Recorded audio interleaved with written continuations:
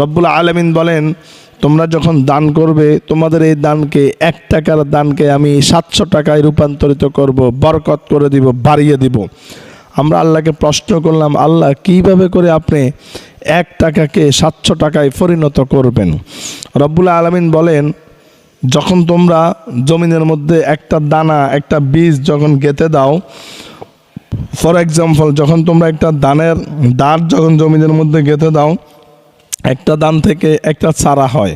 আমি একটা চারা তৈরি করি, এই একটা চারা যখন বড় হয়, এই একটা চারা থেকে 7টা ছড়া হয়। প্রতিটা ছড়ার মধ্যে আমি আল্লাহ তাআলা 100টা করে দানা দিয়ে দিই। তার মানে 7টা ছড়ার মধ্যে 700 দানা আমি আল্লাহ তাআলা দিয়ে দিই।